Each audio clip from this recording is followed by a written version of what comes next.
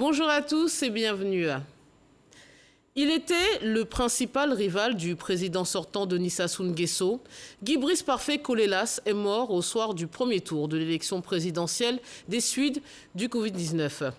Cette disparition a créé la stupeur, mais ne devrait rien changer à l'issue du scrutin. Denis Sassou Nguesso vient de remporter l'élection présidentielle du 21 mars 2021 avec plus de 87% des voix. Une réélection sans grande surprise qui lui permet de briguer son 5e mandat après plus de 36 ans au pouvoir. Quel bilan faire de cette élection à l'issue tragique et quel est l'avenir politique du Congo-Brazzaville? On en parle avec le politologue Dr William Agblonon. Bonjour et bienvenue. Bonjour Fatim. Et Sylvain Guessant, analyste politique, directeur de l'Institut de stratégie d'Abidjan. Bonjour et merci d'être présent. Merci Fatim. Alors messieurs, je vous propose de retrouver immédiatement Justin Magloire Nzolufwa, qui est le secrétaire national chargé de la communication et porte-parole du Parti de l'Union des démocrates humanistes, l'UDH-UKI. Justin, bonjour. Comment se sont déroulés les derniers jours du candidat feu Guy Brice Parfait Coléas? Les derniers jours du candidat feu Guy Brice Parfait Coléas se sont déroulés de façon, je dirais, sinusoïdale. C'est-à-dire, tantôt il était bien, tantôt il apparaissait fatigué et tout ça. J'ai été dans la campagne avec lui et je peux dire que déjà, la première étape à Pakinkala, quand on arrive à Mindouli, nous avons tous mangé ensemble. Et j'ai constaté qu'il avait commencé à tousser. Je lui ai posé la question, mais d'où venait cette toux? Il a dit non, je crois que c'est un début de grippe. Et après, il paraissait bien en forme. Et c'est juste quand on arrive à Dolisie, je sens que le président est en train de gagner de la fatigue. Et je remets ça personnellement dans le cadre de cette campagne qui n'a pas été simple parce qu'il fallait se déplacer en voiture et tout, et en parcourant de longues distances et plusieurs départements. Mais c'est à Pointe-Noire. À Pointe-Noire, j'ai senti que le président ne tenait plus. Après le meeting de Pointe-Noire, nous sommes rentrés en direction de Brazzaville avec escale à Mindouli. À Mindouli, j'ai été obligé, il m'a regardé, il m'a fait signe, il a secoué la tête, comme si, non, vraiment, qu'il ne pouvait plus. Je suis allé m'accroupir à son siège, à son fauteuil où il était assis avec son épouse. Je lui ai dit qu'il est mieux que tu ne te déplaces pas, tu restes assis, tu répondras aux questions dans cette position assise et nous laissons le secrétaire général adjoint qui est un fils de la contrée pour qu'il parle en langue vernaculaire du coin et il va expliquer les grandes lignes d'un projet de société. Il dit ok, c'est ce qui a été fait. Et après ce meeting, il a voulu que nous remontions sur le TT, mais il ne tenait pas. Donc que notre jeune frère, Jeannick Mikongo, va décider, parce qu'il était avec lui dans la voiture de commandement, il dit non, grand frère, il faut que nous repartons sur Brazzaville, tu ne peux plus aller sur le TT. Et donc, arrivé à Brazzaville, nous l'avons rejoint le lendemain, mais il toussait, il avait je dis, mais c'est tout, il dit non, ça va passer, j'ai pris quelque chose et tout ça. Je dis, mais dans ce cas, il ne faut plus qu'on aille sur Owando. Il a insisté, nous sommes allés sur Owando. Et quand nous arrivons à Gambama, il est sorti de sa voiture. Et quand il est sorti de sa voiture, il était bien, on a parlé et tout ça. Et donc de là, quand on a fini avec Owando, ça a été plus difficile. Alors donc pour me résumer, c'est parti progressivement, de fatigue en fatigue, jusqu'à ce qu'on arrive à la situation fatale. Alors qu'est-ce que votre parti a prévu pour lui rendre hommage?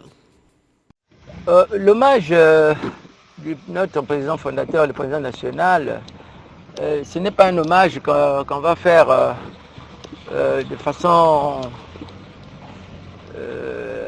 disons que on va faire on va lui rendre un hommage indéfectible, dans ce sens que ça va être linéaire et de bout en bout, dans ce sens que c'est au jour le jour que nous rendrons hommage à notre président, et que donc, parce qu'il nous a été arraché d'une manière inattendue, et nous pensons que dans tous nos actes, dans tout ce que nous ferons, l'hommage lui sera tout rendu, et de façon continuelle. Donc, ce n'est pas une cérémonie donnée que l'on fera et qui sera oubliée bien après, mais plutôt de façon linéaire, nous lui rendons cet hommage à chaque instant, à tout instant, pour que sa mémoire soit toujours présente dans nos activités et dans notre parti. Retenez bien que tout ce qui nous est arrivé, si c'est la volonté divine, tant mieux. Mais si c'était la volonté d'une main noire, sachez que donc cette main noire ne nous laissera pas progresser jusqu'à la prochaine échéance. La prochaine échéance électorale, c'est bien sont les élections législatives. Non, l'avenir du parti, nous allons maintenir la flamme. Cette flamme qu'il a créée lui-même, elle sera maintenue, et tant sur le plan interne et tant aussi sur le plan des plateformes qu'il a constituées à travers ce que vous avez vu. Donc, nous n'abdiquerons à rien. Nous allons poursuivre l'œuvre qu'il a mise en place, et nous ferons de sorte que la cohésion règne et que le parti puisse progresser sans lui, mais en nous servant de son souffle. Sur le plan politique, quel sera l'avenir du parti sans son leader après la réélection du président sortant Denis Sassou Nguesso? Mais le parti va continuer à exister. Nous avons des structures existantes. Réélection ou pas réélection, le parti n'a pas été créé pour se greffer à une élection ou une quelconque réélection. Le parti a été créé pour un projet, et c'est ce projet que le défunt président avait mis en place. Il faut poursuivre ce projet pour un idéal, cet idéal qui nous caractérise jusqu'aujourd'hui. Donc il n'y a pas de raison de penser à une disparition du parti parce qu'il y a eu l'élection d'un président sortant. Non. Le parti va continuer à exister. Alors, messieurs, on va s'intéresser à l'impact du décès du candidat Guy-Brice Parfait-Kolélas sur l'élection présidentielle. Comment l'analysez-vous? Quel peut être l'impact à court et long terme, avant de s'intéresser à ce que dit le droit et à d'autres cas de figure ailleurs dans le monde? Bon, on va encore rendre hommage à cet illustre disparu. Dans un tel cas de figure, déjà lors de la campagne, il était déjà souffrant. Donc, on pourrait dire qu'il n'avait pas toutes ses capacités physiques. D'ailleurs, son porte-parole parlait de certaines localités qu'il devait visiter où il a dû désister au dernier moment. Donc, cela peut avoir des incidences sur le résultat même de la présidentielle. Vous savez, un peu en Afrique, dans nos pays, ce n'est pas forcément le projet de société, ce n'est pas le programme de gouvernement, ce n'est pas tous les livres qui ont été publiés par un parti, mais c'est ce leader-là qui incarne le parti que les militants voudraient voir, qui voudraient voter. Donc, un monsieur diminué physiquement, un monsieur qui décède le jour de l'élection, naturellement, cela pourrait avoir des incidences sur le résultat de son parti en termes de mobilisation des sympathisants, de mobilisation des potentiels électeurs. Donc, je pense que oui, son état de santé a pu avoir des incidences sur le résultat de son parti politique. Alors, au-delà du résultat, est-ce que son décès va compromettre l'avenir politique de son parti? Ce qu'il le dit, c'est le leader que les gens voulaient voir, au-delà du parti dont il est à la tête. Oui, je pense que de toute évidence, il y aura une influence sur la vie du parti et puis dans une large mesure l'avenir du parti parce qu'en réalité, au-delà du leader, c'est d'abord aussi un nom. C'est le nom Kolelas qui signifie quelque chose dans la vie politique congolaise qui est porté par un fils de cette personnalité qui a joué un grand rôle depuis pratiquement l'indépendance du Congo-Brazzaville. Donc je pense que c'est toute une histoire, au-delà de l'individu, c'est toute une histoire qui était portée et que ce parti incarnait et qui, évidemment, va connaître véritablement des remous. Enfin, on ne peut pas imaginer dans quelle proportion les autres leaders seraient capables ou en mesure de reprendre le flambeau, mais ça va être difficile, évidemment. Alors, on va s'intéresser à l'article 70. L'interprétation de l'article 70 de la Constitution congolaise pourrait, quant à elle, alimenter le débat. Je cite, « Si avant le premier tour, l'un des candidats décède ou est définitivement empêché, la Cour constitutionnelle prononce le report de l'élection. » Que disent les textes fondamentaux dans ce cas de figure? C'est quoi un candidat définitivement empêché, si ce n'est la mort? Oui, merci. Je pense que dans la plupart des constitutions africaines, on ne s'intéresse pas trop au sort des candidats au premier tour parce qu'on estime qu'au premier tour, il y a toujours plusieurs candidats. Donc, la plupart des constitutions disposent généralement pour le deuxième tour parce que le deuxième tour, il n'y a que 2 candidats et si l'un est empêché, l'élection n'a plus sa raison d'être. Mais pour le premier tour, je pense que ça doit être une déception congolaise que de prévoir que la ait pris ça en compte dans la mesure où il y a eu plusieurs autres candidats. Alors, dans quelle mesure serait-on amené à invalider tout un processus électoral parce que d'une manière ou d'une autre, un candidat a été empêché ou pas, alors qu'il y en a d'autres. Donc je pense que... Même si c'est un candidat, un des favoris, comme non, la l'expression. Constitution ne connaît pas de favoris. La Constitution, la loi dispose de façon impersonnelle. Donc je pense que, oui, il y a... sans doute que les juristes vont devoir batailler là-dessus parce qu'en la matière, il n'y a même pas de jurisprudence puisque c'est le premier tour. Donc c'est vraiment difficile de pouvoir trouver d'éléments pour invalider ce processus électoral, à mon avis.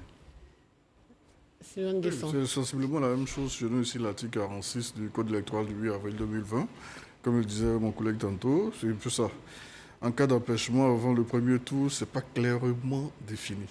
On dira clairement que si au second tour, l'un des candidats est empêché, bon, il y a report des élections, etc. Oui, là, c'est clairement défini. Mais là, peut-être que on va laisser au Conseil constitutionnel le temps d'interpréter. Mais comme il le dit, ce ne serait que des interprétations. Il n'y a pas de code véritable, il n'y a pas d'article véritable qui permettent de se situer dans un tel cas de Donc, il y a un vide juridique. Et puis, le terme empêché, comment on l'entend? Empêché définitivement, qu'est-ce qu'on suppose par cela? Un empêchement définitif? Oui, dans le cadre d'une élection, au regard de la jurisprudence africaine, pour ce que j'en sais, je pense qu'empêcher définitivement, ça signifie simplement être décédé parce que il y a eu des candidats qui ont renoncé, par exemple, à aller au deuxième tour. On est allé repêcher le troisième parce qu'on a estimé qu'il s'est retiré. Donc, ça peut être un retrait volontaire ou involontaire, c'est-à-dire il ne peut pas participer parce qu'il décide ou alors il meurt. Sinon, même incarcéré, je pense que ce n'est pas possible parce qu'il y a une forme d'immunité entre les 2 tours qui fait qu'on ne peut pas incarcérer son adversaire. Mais il y en a qui se présentent candidats on se souvient, au Niger. Un des candidats était emprisonné pendant l'élection et il a reçu des voix. Au regard de tous ces tests, on se dit que le cas d'empêchement qui est prévu, même si le mot n'est pas sorti, c'est le cas de décès. C'est l'interprétation qu'on pourrait faire. On le disait tantôt, des cas de prisonniers qui sont candidats, des gens malades qui sont candidats, etc. etc. Certaines de nos constitutions, il y avait le bilan de santé à faire avant la présidentielle. Plusieurs révisions ont fait sauter cette clause. Donc, bon, on se dit que le cas d'empêchement qui reste aujourd'hui, c'est peut-être le cas de décès. Alors c'est donc dimanche que Guy Brice Parfait Colélas s'envolait pour Paris à bord d'un avion médicalisé venu chercher à Brazzaville. Il meurt 5 minutes après l'atterrissage au Bourget, près de Paris. En France, une enquête est ouverte sur la recherche des causes de la mort, une procédure normale, nous dit-on, dès lors qu'il peut y avoir le moindre soupçon. Messieurs, il y a beaucoup de rumeurs qui ont circulé sur ce cas et pas seulement. Pourquoi, lorsqu'une personnalité politique en Afrique décède, il y a tout de suite soupçon sur les causes des décès? Bon, on pourrait avancer d'abord plusieurs hypothèses. D'abord, l'irrationnel fait partie de notre quotidien. On ne meurt jamais pour une cause normale en Afrique, aussi bien les riches que les pauvres, aussi bien les hauts cadres politiques que ceux qui sont sans emploi. Quand on meurt, il y a toujours un mauvais œil qui vous a vu la nuit, qui vous a frappé. Ça, c'est notre vécu quotidien. C'est culturel. Voilà, c'est notre vécu quotidien, on grandit avec. Donc, la grande majorité croit à cet aspect irrationnel des choses. Deuxième élément, on ne communique pas assez sur la santé de nos dirigeants, de nos leaders. Là aussi, c'est l'imaginaire collectif, sociologique, psychologique. On ne parle pas de la santé du chef. Non, c'est un sujet tabou. Non, enfin, encore du moins que je connais, la plupart de nos tribus, que ce soit au nord, au centre, à l'est, à l'ouest, le chef, il doit être toujours présenté comme étant bien portant, étant toujours vigoureux, etc., etc. Donc, dans un tel cas de figure, quand on apprend qu'un leader est malade, on se dit que il vient juste d'être malade, alors que peut-être qu'il traîne la maladie depuis longtemps. Mais comme c'est un sujet tabou, on n'a pas eu le temps d'appréhender assez tôt, d'être informé. Donc, tout de suite, c'est l'irrationnel qui l'emporte. Comment le monsieur qui était bien portant hier arrive à décider. Alors que cela peut arriver, cela peut être démontré scientifiquement. Mais pour nous, bon, comme notre vécu, c'est l'irrationnel, c'est la magie, donc on se dit c'est un cas d'empoisonnement, c'est un cas de maladie, c'est un sort qui lui a été jeté, etc., etc. Donc, il faut confirmer, c'est l'aspect culturel et aussi la peut-être très mauvaise communication des dirigeants politiques sur ces sujets. Oui, je suis tout à fait d'accord avec lui. Je pense qu'en Afrique, ça, c'est de périodes de préparation à l'acceptation de ce qui est arrivé. On ne commence pas à chercher les coupables. Peut-être que ça permet de développer une résilience pour accepter le choc. Donc, je crois que c'est culturel, c'est psychologique. On va s'intéresser à la réélection de Denis Sassou Nguesso, qui a remporté donc ce scrutin avec plus de 87% des voix. Messieurs, cette réélection est-elle vraiment une surprise? Personnellement, je ne suis pas surpris du résultat du président Sassou Nguesso. Si le président Sassou Nguesso a décidé de se présenter, c'est parce qu'il était sûr qu'il allait remporter d'une façon ou d'une autre. Encore que, contrairement à 2016, celle de l'élection qui vient de se passer au Congo ne présentait pas de grands enjeux à mon avis. 2016, M. Kolela, paix à son âme, représentait un véritable challenger. Pour cette fois-ci, je pense que le président Sassou Nguesso partait encore plus favori. Il a eu le temps de rabattre ses cartes, il a eu le temps de se réorganiser, il a eu le temps d'organiser véritablement, de susciter une dynamique interne au son parti. Il partait gagnant d'une manière ou d'une autre. Que le candidat Kolela soit vivant ou pas. Vous pensez qu'il n'y avait pas de surprise, pas d'enjeu. C'était là, on assistait à la réélection du président sortant. Il n'y a pas de surprise. La victoire est connue d'avance. Tout est écrit. Donc, je pense que c'est une formalité. Certains parlent de formalité administrative. On peut parler d'effets de communication à l'endroit de la communauté internationale pour dire, bon, vous demandez des élections, nous en faisons. Bon, enfin, dans tous les cas, c'est une cérémonie de légitimation au personnel qui l'orchestre et lui seul définit les règles et puis les acteurs et à la fin, le résultat. Donc, rien n'a changé. Mais dans ce cas de figure, c'est quoi la marge de manœuvre de l'opposition alors? Parce qu'ils nous disent, à des précédentes élections, ils ont voulu boycotter pour ne pas légitimer ce processus qu'ils appellent totalement illégal. Mais en même temps, si on va à des élections qu'on est sûr de perdre, à quoi ça sert tout ça? L'Afrique centrale, contrairement peut-être à l'Afrique de l'Ouest, je pense que là-dessus, notre CV devient un peu plus reluisant. L'Afrique centrale n'a pas cette culture de questions électorales. Non, ce n'est pas le cas de l'Afrique centrale. Je pense que cela se murmure dans les couloirs de certains partis politiques de l'opposition de l'Afrique centrale. Il faut faire le jeu en attendant que les pères fondateurs ou alors ceux qui sont en cause d'affaires soient rappelés à Dieu. Parce que d'ici là, la marge de manœuvre vraiment des leaders de l'opposition, on a vu avec le Tchad dernièrement, on a vu le Cameroun, je viens de le voir avec la RDC, la RCA, on vient de le voir avec la République démocratique du Congo. L'Afrique centrale, c'est un peu une terre particulière sur ces questions. Bon, faut jouer le jeu, il faut essayer de continuer à sensibiliser les électeurs, les populations, conscientiser, en espérant que d'ici 15 ans, la nature fera son tour et qu'il y aura une nouvelle génération aux affaires qui sera un peu plus ouverte sur ces questions-là. Non, je pense qu'il y a une vraie réflexion à mener, je le dis souvent, au niveau de notre conception de la démocratie et aussi, je ne parlerai pas d'inculturation, mais de notre capacité à l'appliquer peut-être en conservant un minimum d'orthodoxie, même si nous devons y apporter du nôtre. Donc je pense qu'il y a un effort à faire, un équilibre à trouver entre ce qui relève de nos réalités, parce qu'il ne faut pas nier, on ne peut pas non plus importer un système politique et nier les réalités. Donc, il faut trouver un équilibre entre ce qui relève de nos réalités et ce qui relève de l'exigence même du système politique. Moi, je regrette vraiment que nous soyons à une époque de pensée unique idéologique, c'est-à-dire on est tous des démocrates libéraux ou bien on n'existe pas. Tout le monde fait semblant de faire de la démocratie, même quand on sait que finalement on ne fait plus rien, peut-être qu'on aurait pu faire autrement, autre chose et mieux faire. Donc je pense qu'il y a une série de réflexions à mener à ce niveau, mais bon, malheureusement, nous ne sommes pas encore prêts à ce genre de défi. Avec tous les éléments que vous venez de nous donner, c'est-à-dire la réélection vitam aeternam du président sortant Sassou Nguesso, l'opposition qui a une très faible marge de manœuvre et les leaders plus charismatiques viennent de décéder, quel est l'avenir politique de ce pays? Au-delà d'attendre le départ du président sortant. Bon, d'abord, il faudra peut-être voir un peu les signaux économiques. Le Congo est en train de se débattre pour réunir le dialogue avec Bretton Woods. Il a eu un temps de s'endetter massivement avec la Chine. Alors, des deux côtés, les signaux sont quand même au rouge. Voilà, quand on connaît un peu le faible poids des échanges sud-sud, enfin, entre les pays africains, on se demande bien où va le Congo, que dirige le président Sassou Nguesso. Alors, est-ce que ces pressions-là pourraient amener à susciter de nouvelles dynamiques à l'interne en vue de lendemain meilleur? Le temps nous situera.